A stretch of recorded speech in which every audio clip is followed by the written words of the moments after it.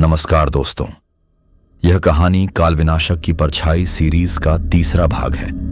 यदि आपने इसका पहला और दूसरा भाग नहीं सुना है तो कृपया पहले उन्हें सुने, क्योंकि यह कहानी उन्हीं घटनाओं से जुड़ी है। पिछले भाग में जहां रघु ने अपने डर और उत्सुकता के चलते अंधेरे की दुनिया में कदम रखा था, अब वह और गहराइयों तक जा चुका है।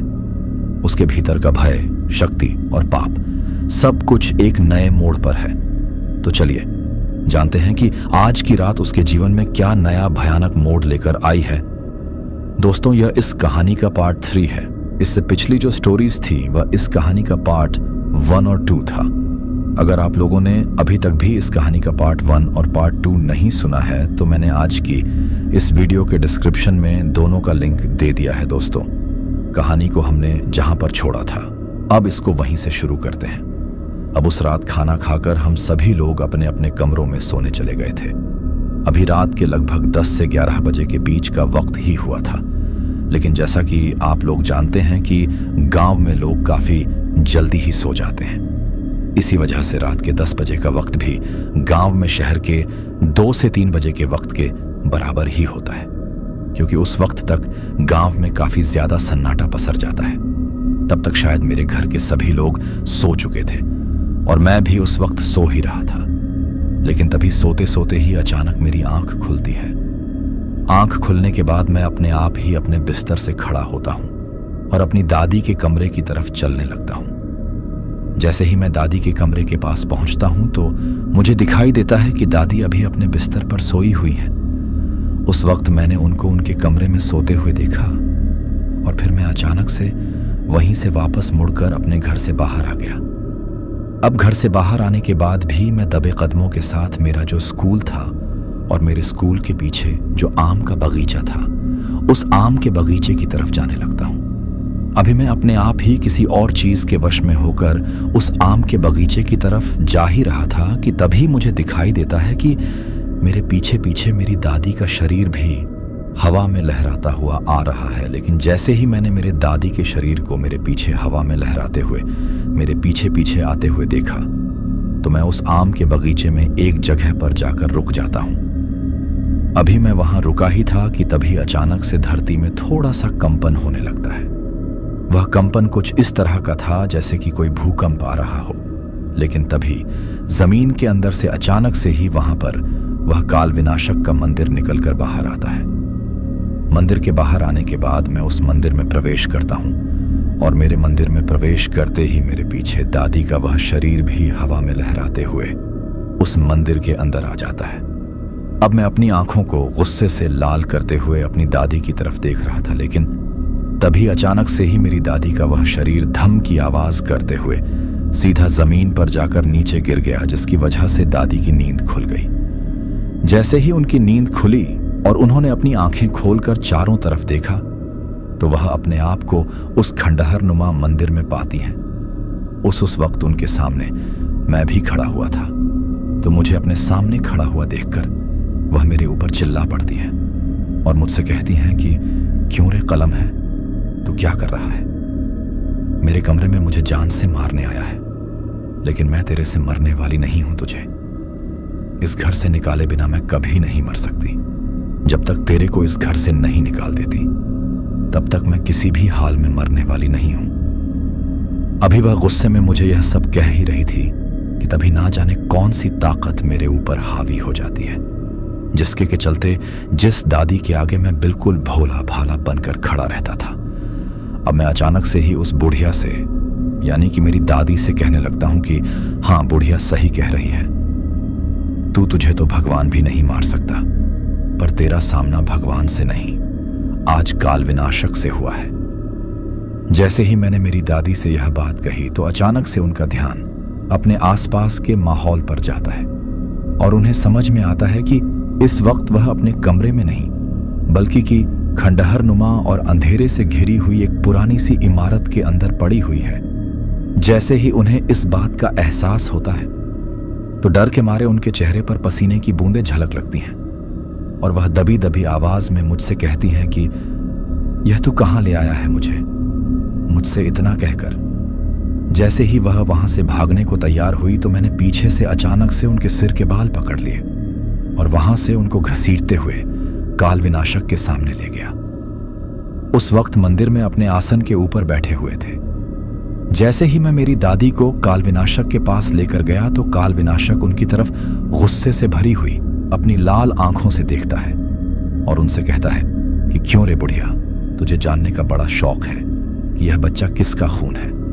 चल आज ऐसा करते हैं कि यहां पर तेरा खून बहाते हैं और उस बहते हुए खून को देखकर तू बताना कि तेरे अंदर किस किस इंसान का खून है। अगर तू भूल गई है तो मैं तुझे याद दिला दूं कि तेरा बाप रामलाल तेरी माँ को एक कोठे से उठाकर लाया था और उस वक्त तेरी माँ पूरे 3 महीने की पेट से थी। क्या तू यह सब भूल गई कि तेरा आदमी तुझे माँ बनाने में बिल्कुल नाकाम था और यह तेरे जो दोनों बच्चे हैं यह उसकी नहीं बल्कि तेरे घर के नौकर श्यामलाल की औलाद है।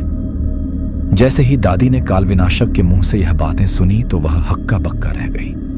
वह एक डरी डरी सी आवाज में कहती है कि यह राज तो आज तक मेरे अलावा किसी को भी नहीं पता है, लेकिन तुम इन सब के बारे में कैसे पता है? आखिर तुम कौन हो? लेकिन दादी की यह बात सुनकर काल विनाशक वहां पर जोर जोर से हंसने लगा।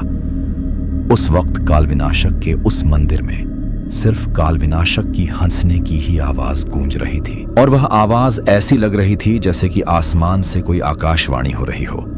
लेकिन हंसते हंसते ही काल विनाशक का वह चेहरा अब और भी ज्यादा खौफनाक और डरावना होने लगा था, जिसको देखकर शायद दादी समझ गई थी कि इस वक्त वो जिस किसी के सामने भी खड़ी हुई है वह कोई बहुत भयंकर और डरावनी चीज है।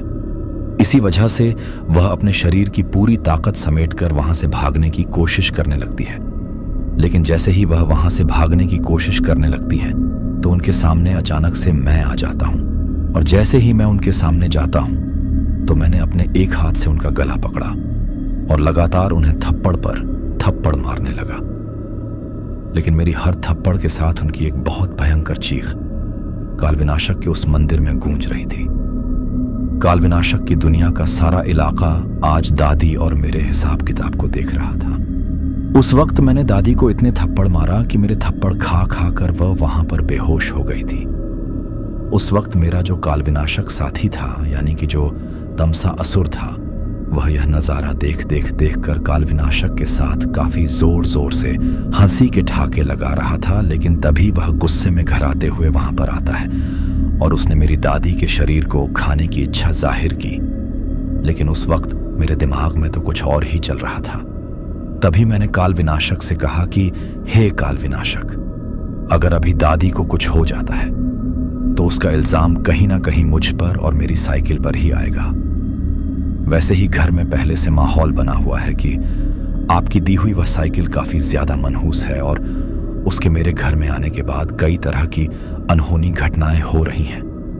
अगर आज हम दादी को मार देंगे तो सब लोग मुझे ताने देंगे, इसीलिए हम इसे मारेंगे नहीं बल्कि इसे जिंदा रखेंगे, पर हम इसकी इस तेज और तीखी की जुबान को खींच लेते हैं ताकि यह कभी भी हमारे लिए खतरा ना बन सके और ना ही कभी मुझे उसके मुंह से इतने ज्यादा ताने सुनने पड़ेंगे। वैसे भी अब यह इस लायक बची नहीं है कि किसी से भी कुछ कह सके। जैसे ही मैंने काल विनाशक से यह बात कही तो काल विनाशक तुरंत ही मेरी बात से सहमत हो जाते हैं और उन्होंने तमसा असुर की तरफ इशारा किया, जिसके बाद तमसा असुर ने अपना हाथ दादी के गले में डालकर उनकी जुबान बाहर खींच ली।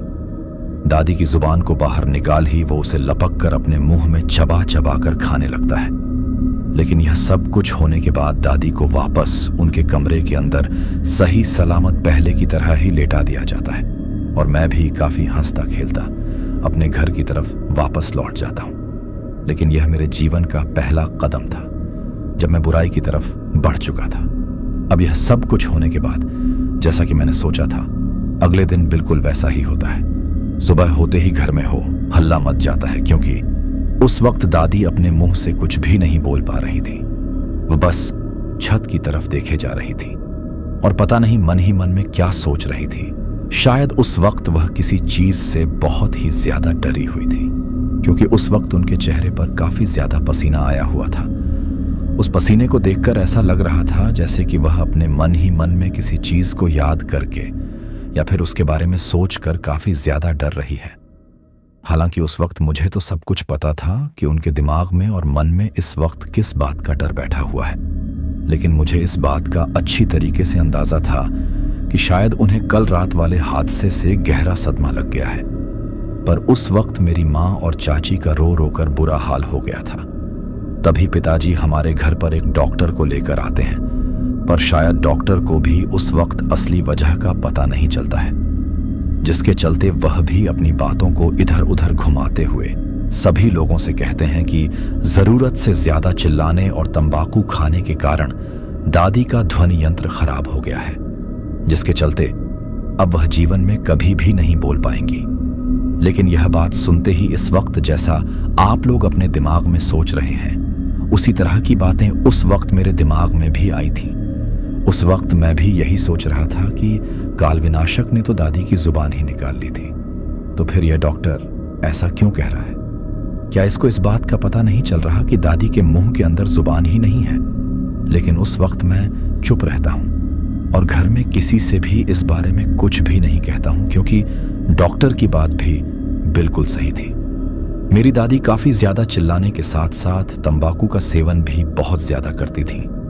इसी वजह से डॉक्टर की उस बात पर सभी लोग बहुत जल्दी यकीन भी कर लेते हैं। अभी मैं सभी के साथ उस कमरे में खड़ा खड़ा उन सब का रोना धोना देख ही रहा था कि तभी जाते वक्त अचानक से वह डॉक्टर थोड़ा सा चलता हुआ रुकता है और मेरी तरफ पलट कर देखता है। जैसे ही वह मेरी तरफ पलट कर देखता है तो मेरी भी नजरें उससे मिलती हैं, लेकिन जैसे ही मेरी नजरें उससे मिलती हैं तो वह मेरी तरफ देखकर हल्का सा मुस्कुराता है। लेकिन जैसे ही वह मेरी तरफ देखकर मुस्कुराता है तो मुझे उसकी वह मुस्कुराहट कुछ समझ में नहीं आ रही थी। लेकिन तभी मुझे उसके मुंह से निकलते हुए वह लंबे लंबे और नुकीले दांत दिखाई देते हैं, जिन्हें देखकर मैं समझ गया था कि यह सब काल विनाशक का ही काम है। उस वक्त डॉक्टर के रूप में वहां पर जो काल विनाशक का गुलाम आया था वह तो वहां से चला गया था, लेकिन फिर उसके जाने के बाद मुझे एहसास हुआ कि मेरे पीछे कोई और भी है। लेकिन फिर जैसे ही मैंने गौर से देखा तो मुझे यकीन हुआ कि वह तमसासुर ही था। लेकिन तभी उसने धीरे से आकर मेरे कान में कहा कि अब तुम्हें डरने की कोई जरूरत नहीं है। मैंने डॉक्टर के रूप में काल विनाशक के ही एक गुलाम को भेजकर सारी बात संभाल ली है। अब घर में किसी को भी इस बात पर शक नहीं होगा कि दादी की आवाज किस वजह से चली गई है। यह बात कहकर वह मुझसे कहता है कि अब तुम जाओ और मेरे लिए खाने का इंतजाम करो। अब उसकी यह बात सुनकर मैं घर से निकलकर बाहर भाग आया और एक सुनसान जगह पर जाकर जोर जोर से हंसने लगा। काफी देर तक मुझसे मेरी खुशी संभाली नहीं गई और फिर मुझे तुम सासुर की बात याद आती है। लेकिन उस बात को याद आते ही मैं काफी ज्यादा बेचैन हो जाता हूं और पागलों की तरह यहां वहां कुछ ढूंढने लगता हूं। लेकिन तभी मुझे एक लावारिस पिल्ला वहां पर खेलता हुआ दिखाई देता है, जो कि एक कुत्ते का बहुत ही छोटा और प्यारा सा बच्चा था। लेकिन उस वक्त उसको वहां पर खेलता हुआ देखकर ना जाने क्यों मेरे चेहरे पर एक अजीब सी मुस्कुराहट आती है। उस वक्त मैंने उस पिल्ले को वहां से उठाया और उसे कुछ करने लगा। वह मासूम सा पिल्ला भी वहां पर मेरे साथ खेलने लगा था। लेकिन फिर मैंने तुम सासुर को मन ही मन में आवाज दी। मेरे याद करते ही वह एक ही पल में वहां पर हाजिर हो जाता है। लेकिन उसके वहां पर हाजिर होते ही मैंने वह पिल्ला उसकी तरफ बढ़ाया तो उसने उस पिल्ले को अचानक से ही मेरे हाथ से झपट लिया और मेरे देखते ही देखते वो उसे वहीं पर फाड़ कर खा गया। जब शुरू में उसने उसके दोनों कानों और उसकी टांगों को पकड़कर अपने ताकतवर शरीर से फाड़ना चाहा तो एक पल के लिए तो उस मासूम से पिल्ले के मुंह से एक दर्द भरी आवाज निकलती है, लेकिन दूसरे ही पल उसका आधे से ज्यादा शरीर काल विनाशक के उस गुलाम तमसा असुर के मुंह के अंदर जा चुका था। उस वक्त तुम सासुर का पूरा मुंह उस पिल्ले के खून से लाल हो चुका था।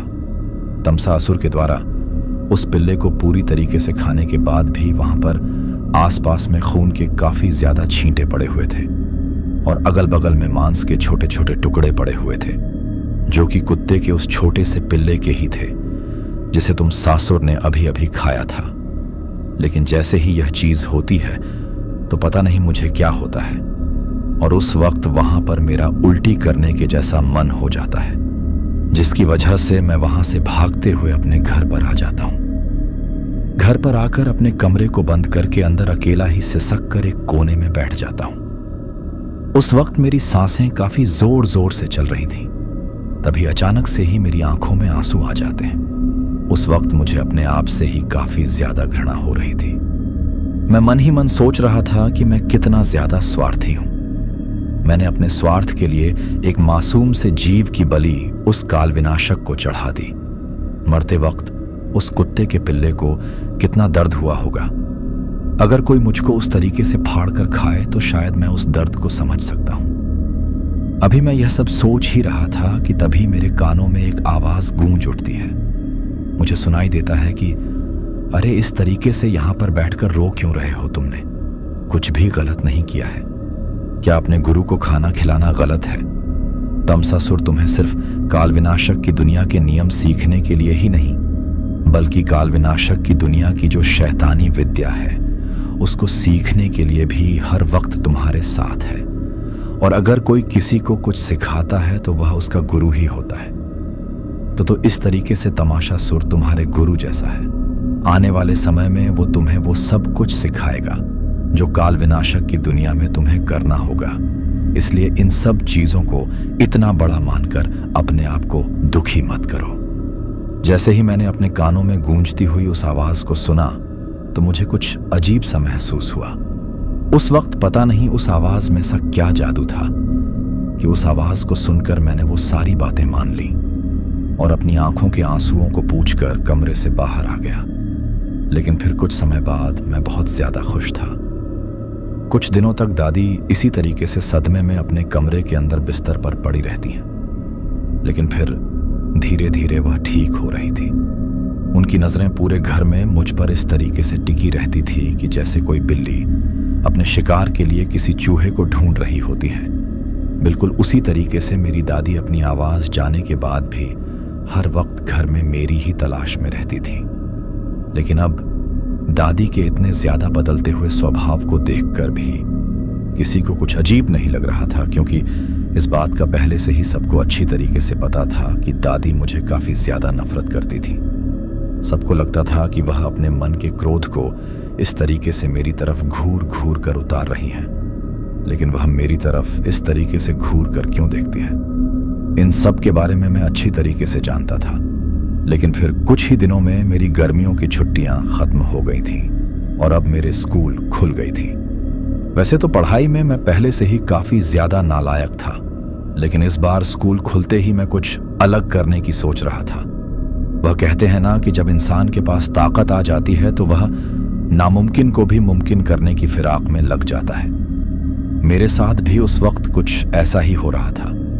काल विनाशक का वह गुलाम तमसासुर मेरे लिए उस वक्त बहुत अच्छा साबित हो चुका था, क्योंकि वह मेरे सारे काम करता था। यहां तक कि पलक झपकते ही वो मेरे स्कूल के होमवर्क को भी खत्म कर देता था। अगर स्कूल में मुझे कोई लड़का परेशान करता था तो वह उसी रात उसे ऐसा खौफनाक मंजर दिखता था कि वह अगले दिन आकर मुझसे माफी मांग लेता था। इन सब चीजों में कई महीने बीत चुके थे। स्कूल को खुले हुए अब बहुत ज्यादा समय हो चुका था और इस वक्त तक स्कूल में मेरी काफी अच्छी खासी ढाक जम गई थी, क्योंकि अब स्कूल का हर लड़का मुझसे खौफ खाता था। क्योंकि जो कोई भी मुझसे उलझने की कोशिश करता था उसके साथ कुछ ऐसा होता था जिसके बाद वह सबके सामने आकर मुझसे माफी मांग लेता था। इस चीज को देखकर हर कोई अब मुझसे डरने लगा था। लेकिन सच कहूं तो शायद अब मेरे अंदर धीरे धीरे असल में काल विनाशक के गुण आ रहे थे। मैं हर चीज के लिए काल विनाशक पर निर्भर होने लगा था और उसी की कृपा से मैं अपनी कक्षा में इस बार प्रथम स्थान भी आ गया था। जैसे ही मेरी प्रथम स्थान आने की खबर मेरी माँ को पता चली तो माँ बहुत ज्यादा खुश हो रही थी। लेकिन मेरे प्रथम स्थान पर आते ही जो लड़का हमेशा से मेरी क्लास में प्रथम स्थान पर आ रहा था, अब वह मुझसे काफी ज्यादा जलने लगा था। उसका नाम सोहन था, पर वह प्रथम स्थान आने के साथ साथ ही थोड़ा सा आपराधिक प्रवृत्ति का भी था। न जाने उसे ऐसा क्यों लगता था कि मैंने परीक्षा में नकल की है, जिसके चलते एक दिन जब मैं स्कूल से घर आ रहा था तब उसने मेरे लिए अपने दोस्तों के साथ मिलकर एक जाल बिछाया। दरअसल जब मैं अपनी काल विनाशक की दी हुई साइकिल को चलाते हुए स्कूल से घर आ रहा था तो उस वक्त उसने सड़क के बगल में ही पड़ने वाले एक पुराने कुएं को झाड़ियों से पूरी तरह से ढक दिया था। मैं अपनी मस्ती में साइकिल चलाकर आ रहा था और उस वक्त मेरा उस कुएं की तरफ ध्यान नहीं गया, जिसके चलते मैं धड़ाम से उस कुएं के अंदर गिर गया। क्योंकि सड़क के आगे जैसे ही मैंने पड़ी हुई उन झाड़ियों को देखा तो मुझे लगा कि शायद वह ऐसे ही पड़ी हुई हैं, जिसके चलते जैसे ही मेरी साइकिल का पहिया थोड़ा सा उस तरफ गया तो मैं मेरी साइकिल के साथ ही उस कुएं में गिर जाता हूं। अब जैसे ही मैं उस कुएं में गिरा तो सोहन अपने उन सभी दोस्तों के साथ उस कुएं के पास आकर मुझको देखकर जोर जोर से हंसने लगता है और मुझसे बदला लेने के लिए वह ऊपर से ही उस कुएं में मेरे ऊपर कुछ छोटे छोटे पत्थर और कंकड़ डालने लगता है। जब वह मेरे साथ यह सब कुछ कर रहा था तो मुझे उसके ऊपर काफी ज्यादा गुस्सा आ रहा था। गुस्सा इतना ज्यादा था कि उस वक्त मैं उसका खून भी कर सकता था, जिसके चलते मैंने उसे धमकी दी कि इसका अंजाम बहुत बुरा हो। पर शायद उस वक्त उसको इस बात का एहसास नहीं था कि मेरे पास कितनी बड़ी शैतानी शक्ति है। इसी वजह से उसने उस वक्त मुझको एक मासूम सा बच्चा समझते हुए मुझसे कहा कि बच्चे, मैं जानता हूं तूने नकल की है, तेरी वजह से मेरी मेहनत बेकार हो गई, अब तू यहीं रात भर पड़ा रहे मुझसे। यह बात कहकर उसने उस कुएं को वैसा का वैसा फिर से ढक दिया, जिससे कि किसी को भी इस बात का एहसास ना हो कि यहाँ पर कोई बच्चा इस कुएं के अंदर गिरा हुआ है। उसने यह सब करते वक्त सोचा होगा कि रात को मुझे अकेले उस कुएं में डर लगेगा, लेकिन शायद उस वक्त वो यह नहीं जानता था कि उसने मुझे नहीं बल्कि अपने आप को ही उस कुएं में कैद किया था।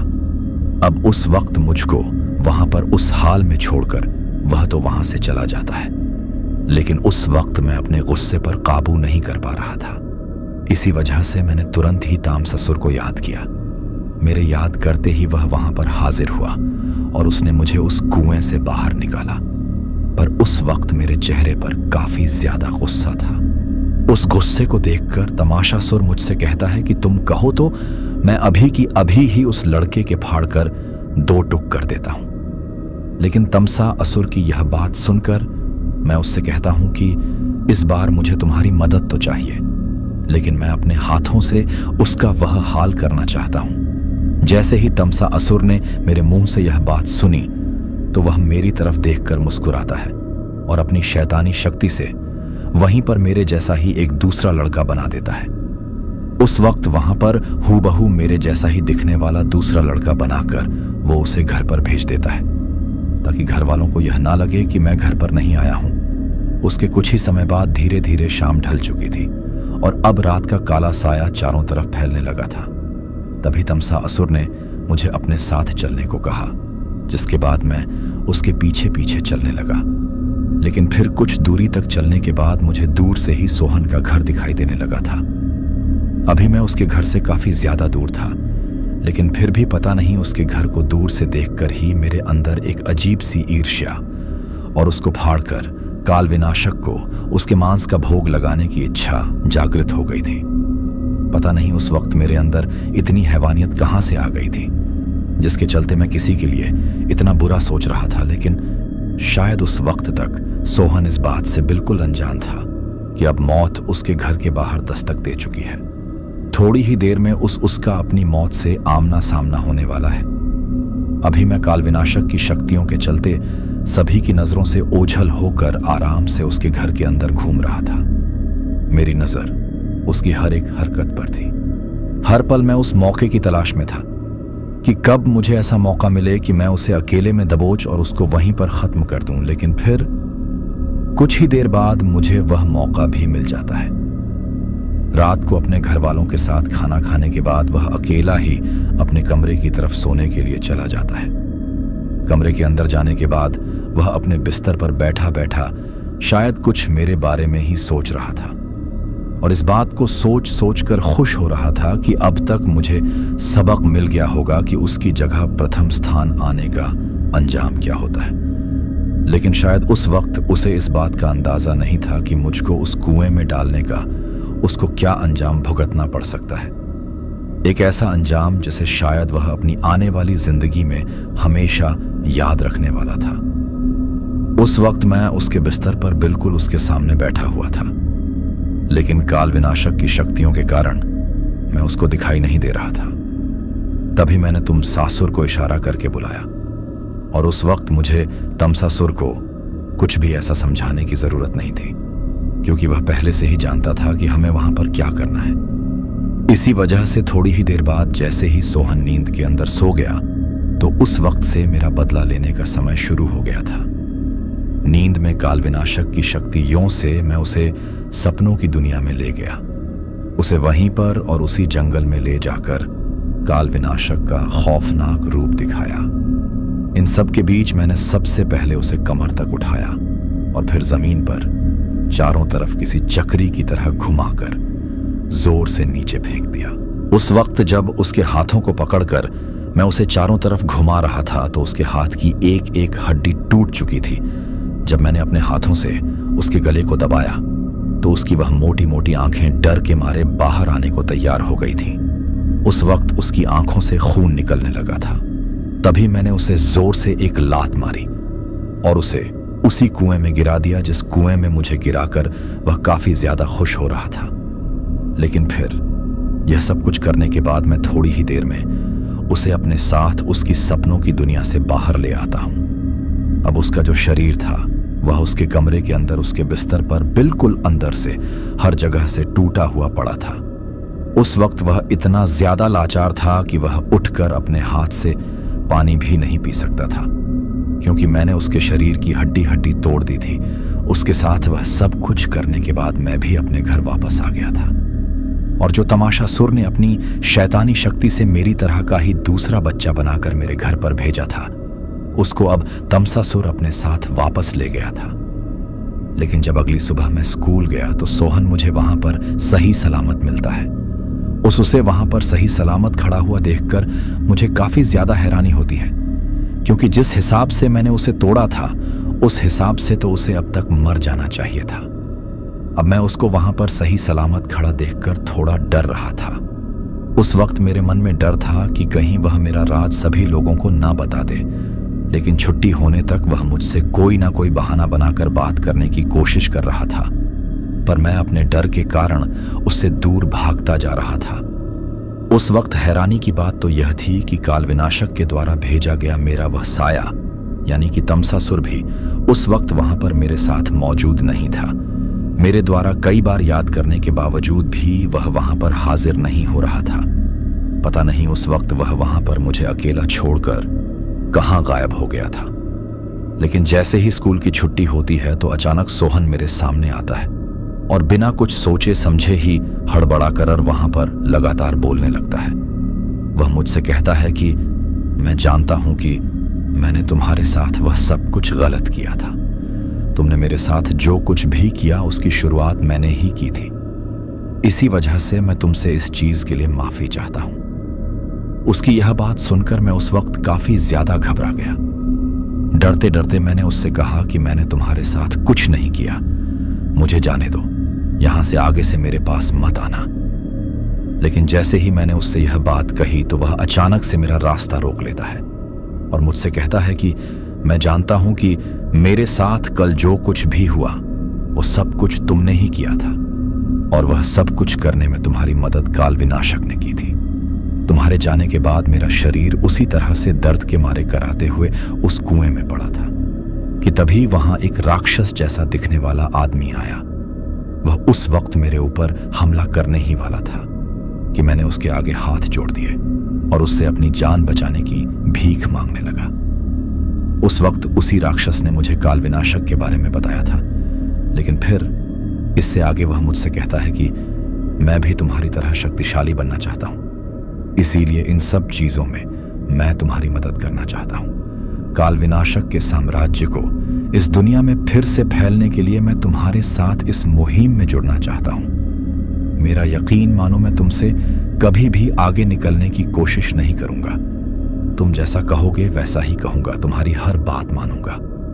बस तुम मुझे इतना बता दो कि क्या हम दोनों एक साथ मिलकर आगे बढ़ सकते हैं। क्या हम काल विनाशक की दुनिया के खौफ को इस दुनिया में एक साथ मिलकर कायम कर सकते हैं? अब सोहन की बातों को सुनकर मैं काफी ज्यादा हैरान था, लेकिन उस वक्त मुझे उसका वो प्रस्ताव भी काफी ज्यादा पसंद आया। वैसे भी मैं अकेला काल विनाशक के साम्राज्य को इस दुनिया में नहीं फैला सकता था। इसके लिए मुझे किसी न किसी की मदद की जरूरत थी ही। काल विनाशक को पूजने के लिए कई लोगों की जरूरत थी, इसीलिए मैंने उसकी बात मान ली और उससे हाथ मिला लिया। अब हम एक नहीं बल्कि दो थे। साथ में काल विनाशक के द्वारा भेजा गया वो गुलाम तमसासुर भी उस वक्त वहां पर हाजिर हो गया था। तमसासुर के आने के बाद मैंने उससे इतनी देर गायब रहने के बारे में पूछा, लेकिन उसने मुझे काल विनाशक की दुनिया के नियमों का हवाला देते हुए उस बात को टाल दिया। अब उस दिन रात को मैं और तमसासुर अपने कमरे में मेरे बिस्तर पर बैठे हुए थे और हमारे सामने काल विनाशक की दुनिया की वह काली किताब भी रखी हुई थी। लेकिन तभी अचानक से ही उस काली किताब में से एक अजीब सी रोशनी चमकने लगती है और हम दोनों खींच हुए उसके अंदर समा जाते हैं। जैसे ही हम उसके अंदर समाते हैं तो हम अपने आप को काल विनाशक के मंदिर में पाते हैं।